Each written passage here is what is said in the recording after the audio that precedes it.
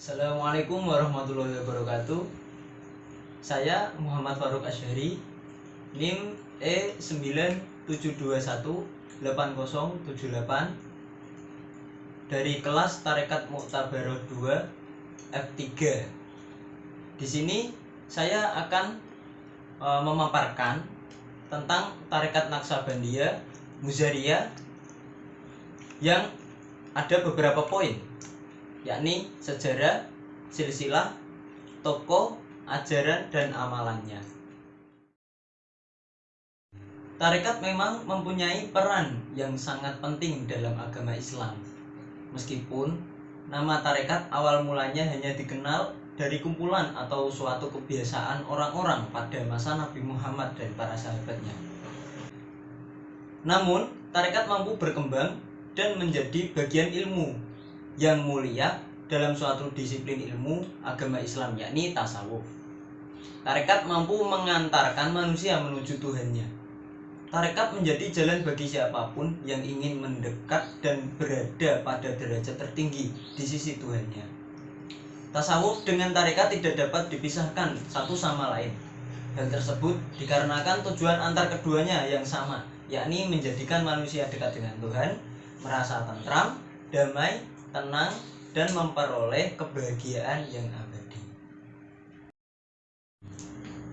Langsung saja menuju pembahasan yang pertama, yakni sejarah Tarekat Naqsabandiyah Muzariyah. Tarekat Naqsabandiyah merupakan salah satu cabang tarekat yang berkembang di Indonesia. Secara lafadznya, Naqsabandiyah berasal dari kata naqsy, yang bermakna ukiran, gambar yang dicap pada lilin, dan sebagainya. Kata ban, yang bermakna bendera atau sebuah layar besar. Maka Naqsabandi merupakan ukiran pada suatu benda yang melekat tidak akan terpisah. Makna tersebut diambil dikarenakan kebiasaan Syekh Bahauddin An-Naqsabandi, seorang tokoh pendiri tarekat Naqsabandiyah yang selalu berzikir menyebut nama Allah yang selalu melekat di setiap ucapan dan hati beliau. Tarekat Naqsabandiyah pertama kali muncul di Asia Tengah, kemudian berkembang ke daerah Suriah, Turki, India, dan Afghanistan. Hingga saat ini, tarekat Naqsabandiyah terus berkembang ke berbagai penjuru dunia. Hal tersebut tampak dari banyaknya nama yang muncul yang dinisbatkan kepada mursyid tarekat Naqsabandiyah. Tidak sedikit dari beliau yang mengembangkan tarekat sendiri dan menamainya sesuai dengan namanya. Seperti tarekat Naqsabandiyah Mujadidiyah yang dinisbatkan kepada nama seorang mursyidnya, yaitu Mujaddid Ats-Tsani. Kemudian ada lagi tarekat Naqsabandiyah Kholidiyah yang dinisbatkan kepada Diyauddin Muhammad Khalid, yang telah melakukan baiat kepada Syekh Abdullah Hulam Ad-Dahlawi, dan begitu pula pada tarekat Naqsabandiyah Muzariyah ini. Tarekat Naqsabandiyah Muzariyah dinisbatkan kepada seorang syekh yang bernama Maulana Muhammad Mudhar Al-Ahmadi yang berasal dari Madinah. Beliau sangat ahli di berbagai macam ilmu agama termasuk ilmu tasawuf. Di akhir usianya, Syekh Maulana Muhammad Mudhar Al-Ahmadi sempat mengangkat pemimpin baru untuk tarekatnya, yaitu Syekh Abdul Hamid Asyirwani dan juga Syekh Muhammad Shalih Az-Zawawi. Berkat Syekh Zawawilah, tarekat Naqsabandiyah Muzariyah mampu masuk negara Indonesia. Setelah itu, murid beliau yang berasal dari Madura dan Pontianak ikut serta menyebarkan dan mengembangkannya ke daerah masing-masing. Di daerah Madura, tarekat Naqsabandiyah Muzariyah dibawa oleh Syekh Abdul Azim berasal dari Bangkalan. Syekh Abdul Azim dibaiat oleh Syekh Muhammad Shalih Az-Zawawi Al-Mahdi. Meskipun berasal dari Bangkalan, namun Syekh Abdul Azim menghabiskan waktunya di Mekah. Beliau juga menyiarkan tarekatnya melalui orang-orang Madura yang sedang melakukan ibadah haji di kota Mekah dan Madinah. Pengikut tarekat ini diperkirakan sudah mencapai angka ribuan, karena dilihat banyaknya masjid yang memiliki hubungan dengan tarekat Naqsabandiyah Muzariyah.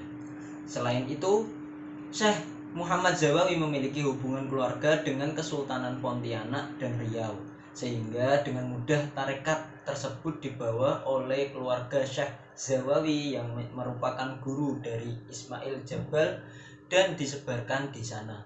Tarekat ini mulai dikenal di masyarakat Pontianak pada tahun 1919 dan selalu berkembang pada sampai tahun 1970. Yang menjadi mursyid saat itu adalah Habib Muhsin Ali Al-Hinduan. Pembahasan yang kedua yaitu tokoh-tokoh tarekat Naqsabandiyah Muzariyah. Tokoh-tokoh tarekat Naqsabandiyah Muzariyah ini mayoritas berasal dari Madura dan mayoritas oleh kaum wanita. Di antaranya yaitu 1. Nyai Tobibah. Nyai Tobibah diangkat sebagai mursyid oleh Kiai Haji Ali Wafa Sumeneb yang merupakan seorang mursyid dan juga sebagai murid dari Syekh Hudzaifah. Hal tersebut berkat ketekunan dan keteladanan Nyai Tobibah dalam mengikuti tarekat. Nyai Tobibah mampu menarik jamaah tidak hanya dari kalangan wanita saja, melainkan juga dari kaum laki-laki, dan beliau juga mengadakan ziarah ke tempat guru-gurunya untuk mencari keberkahan dan tambahan ilmu. Yang kedua, Nyai Syarifah Fatimah. Nyai Syarifah Fatimah berasal dari Sumeneb. Nyai Syarifah diangkat sebagai mursyidah oleh gurunya yaitu Kiai Haji Syamsuddin. Nyai Syarifah mampu menarik pengikut perempuan saja. Meskipun begitu, jangkauannya sangatlah luas, yakni dari Madura sendiri, Malang sampai Kalimantan Barat. Yang ketiga, ada Nyai Syafiah. Nyai Syafiah masih ada hubungan keluarga dengan Nyai Tobibah, yakni hubungan saudara ipar. Nyai Syafiah diangkat sebagai mursyidah oleh suaminya sendiri, yaitu Kiai Haji Abdul Wahid Hudzaifah. Berikutnya ada Nyai Aisyah. Sanad Nyai Aisyah ini dijelaskan bahwa masih menyambung dengan Raden Paku Sunan Giri. Nyai Aisyah juga merupakan nenek dari Nyai Tobibah. Nyai Aisyah merupakan mursyidah dari silsilah Syekh Abdul Adzim Bangkalan yang merupakan sosok pertama yang membawa tarekat ini dari Mekah ke Madura. Yang terakhir ada Syekh Abdul Adzim Al-Maduri Al-Mudhari. Syekh Abdul Adzim Al-Maduri merupakan sosok yang alim yang menghabiskan waktunya di Mekah untuk belajar ilmu. Beliau memiliki banyak sekali guru atau mursyid. Di antaranya yaitu Sayyid Muhammad Saleh Az-Zabawi, Syekh Abdul Hamid Al-Daksani, Syekh Abdul Al-Dahlawi, dan masih banyak lagi. Yang ketiga ada silsilah tarekat Naqsabandiyah Muzariyah. Dijelaskan bahwa tarekat Naqsabandiyah Muzariyah ini termasuk dalam tarekat Mu'tabaroh karena kesinambungan nasabnya sampai ke Rasulullah SAW. Dan juga dibuktikan dengan praktek syariat tarekat ini yang tidak sedikit dari mursyidnya menjadi bagian dari tarekat Naqsabandiyah Muzariyah, serta tarekat ini di bawah naungan Jatman. Silsilah tersebut berdasarkan sumber At-Tasfiyah fi Kaifiyati Thariqah An-Naqsabandiyah yang disusun oleh Syekh Abdul Wahid Hudzaifah, mulai dari Sayyidina Ahmad Ja'far Abdul Wahid Hudzaifah Al-Maduri Al-Mudhari, dari Sayyidina Abdul Wahid Hudzaifah Al-Maduri Al-Mudhari, dari Sayyidina Ali Wafa Al-Maduri Al-Mudhari, dari Sayyidina Ahmad Hudzaifah Al-Maduri Al-Mudhari atau Sayyidina Al-Hajj Mahfud, dari Sayyidina Ahmad Sirajuddin Al-Maduri Al-Mudhari, sampai kepada Sayyidina Ja'far As-Shadiq, kemudian dari Sayyidina Qasim bin Muhammad Abu Bakar, kemudian Sayyidina Salman Al-Farisi, kemudian dari Sayyidina Abu Bakar As-Siddiq, dari Sayyidina Muhammad SAW, dari Sayyidina Jibril alaihi salam. Berikutnya ada ajaran tarekat Naqsabandiyah Muzariyah. Syekh Amin Al-Qurdi menjelaskan ada 11 ajaran, yakni 8 ajaran dari Syekh Abdul Khalid, Al-Gujdawani, dan 3 ajaran dari Syekh Muhammad Bauddin Al-Naqsabandi, yaitu yang pertama Al-Washdadam, pemeliharaan keluar masuknya nafas supaya hati tidak lupa kepada Allah Subhanahu wa taala dan tetap hadirnya Allah Subhanahu wa taala pada waktu masuk dan keluarnya nafas. Kemudian ada nadar berkodam. Setiap murid atau salik dalam iktikaf suluk bila berjalan harus menundukkan kepala, melihat ke arah kaki, dan apabila dia duduk dia melihat pada kedua tangannya.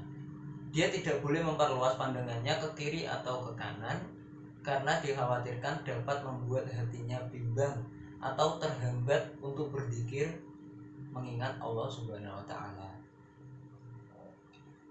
Yang berikutnya ada safar darwaton. Perpindahan dari sifat kemanusiaan yang bersih dan rendah kepada sifat-sifat kemalaikatan yang bersih dan suci lagi utama.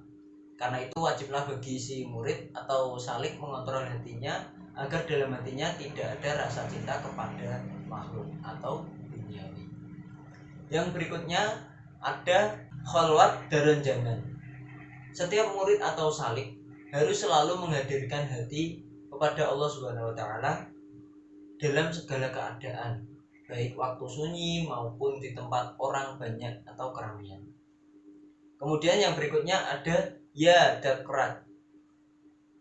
Selalu berkekalan zikir kepada Allah Subhanahu wa taala, baik zikir ismuzat atau menyebut Allah, zikir nafi isbat menyebut la ilaha illallah, sampai yang disebut dengan zikir itu hadir.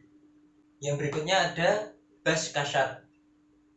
Orang yang berzikir nafi isbat setelah melepaskan nafasnya kembali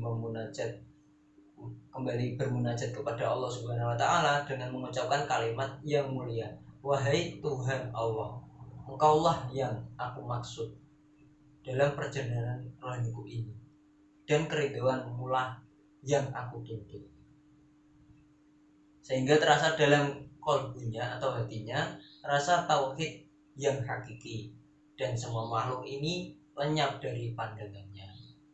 Yang berikutnya ada nakadasyat.